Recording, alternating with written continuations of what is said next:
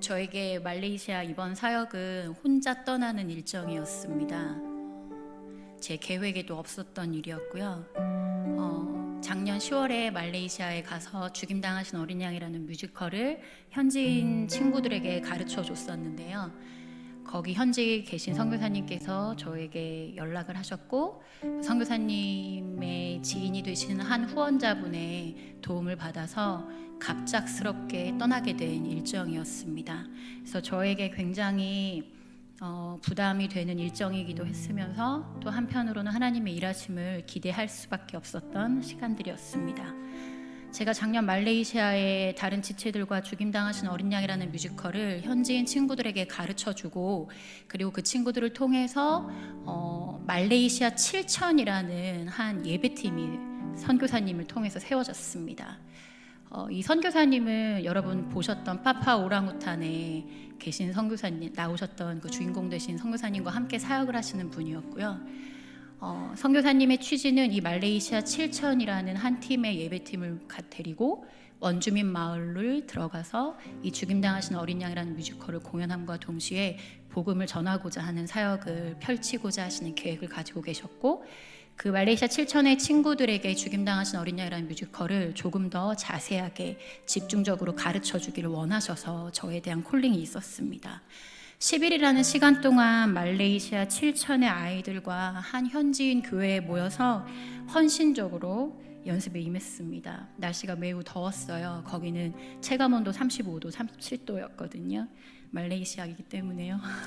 네, 아이들의 어떤 그 말레이시아 7천의 구성원은 거의 10대예요. 2명을 제외하고 한 명은 20대, 한 명은 30대, 나머지는 다 10대입니다. 가장 어린 친구는 11살이에요. 그 친구들이 매일 밤 저녁 8시부터 10시, 11시까지 부모님들과 함께 동행해서 한 현지인 교회에 모여가지고 저와 함께 뮤지컬 연습을 계속해서 했습니다. 그 아이들의 모습을 보고 제게 굉장히 도전이 되었던 건, 아이들이 굶주린 상태로 오는 아이들이 되게 많았어요. 말레이시아에 있는 친구들도 여러 가지 직장의 문제와 또 학업의 문제로 많이 바쁘더라고요. 그런데 굶주린 상태로 오는 이 친구들 안에 무언가 기쁨이 있는 것 같아 보였어요. 교회 문이 닫혀 있는데 열리기만을 기다리는 아이들이 있었고, 부모님들은 아이들을 모두 다 데리고 교회로 오셔서 그 아이들이 연습이 끝나는 시간까지 함께 조용히 기다리셨고, 또 뒤에선 또 기도로 중보도 해주시고 하는 그 모습이 저에게 굉장히 감동적이었습니다. 뮤지컬 연습을 하는 그 19명의 친구들 중에 한 명의 친구를 좀 소개하고 싶습니다. 저를 제일 많이 울게 했던 친구인데요, 에스더라고 하는 16살의 여자아이입니다. 이 친구는 고아예요. 고아원에서 지내면서 한 목사님의 인도를 받아서 이 사역을 같이 하고자 매일 같이 뮤지컬 연습을 하러 오는데, 무슨 얘기가 들리기 시작했냐면, 고아원에 있는 아이들이 이 친구를 시샘하기 시작한 거예요. 뮤지컬 연습을 하러 가는 에스더에게만 왜 고아원에서 정해진 규칙에 이렇게 예외되는 것들을 다 허용해 주느냐 하면서 이제 이야기가 들리기 시작했고, 에스더의 모습은 늘 다른 친구들과 다르게 저에게 막 직접적으로 다가와서 안아달라고 하지도 않았고 가만히 바라만 보고 있었던 아이였거든요. 가장 말이 없었던 아이였고 존재감이 별로 없었던 친구였어요. 근데 그런 에스더의 모습을 보면서 한낱 어린 아이가 복음을 위해 뭐 얼마나 희생하겠느냐라는 생각이 제 안에 잠시 들었다가 순간 무슨 생각이 들었냐면, 에스더가 가지고 있는 어떤 나이와 환경 안에서 자신이 감당할 것들을 자신이 감당하고 있는지조차도 모르게 십자가 복음을 위해 살아가고 있구나라는 생각이 들었어요. 그리고 마지막 날 아이들과 뮤지컬 연습을 마치고 아이들이 저에게 와가지고 헤어지는 것이 슬퍼가지고 다 같이 막 울면서 저한테 막 이렇게 아쉬움을 표현하고 있을 때 에스더는 또 여전히 저쪽 한 귀퉁이에서 저를 바라보고 있는 거예요. 네? 제가 에스더를 향해서 다가가서 그냥 안아줬어요. 안아줬는데 참 이상하게도 가만히 아무 소리 내지 않고 있던 에스더가 제 품 안에 안겨가지고 펑펑 울기 시작하는 거예요. 그때 제 마음이 되게 찢어지는 것 같았습니다. 바로 그때 저는 십자가 사랑이 무엇인가에 대해서 더 깊이 에스더를 통해서 알게 됐던 것 같습니다.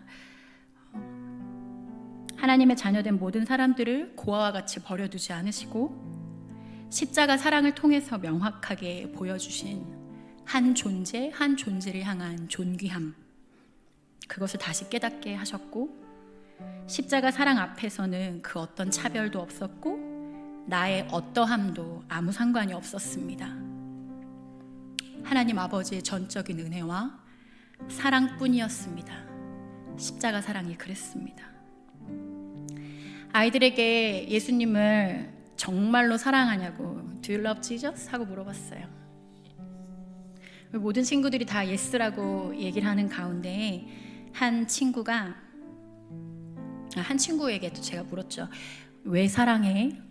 예수님을 왜 사랑하냐라고 물었을 때 그 친구의 고백이 단 한순간의 망설임도 없이 그분이 저에게 새 삶을 주셨어요 라고 고백하는데 제가 그 앞에서 너무 부끄러웠습니다.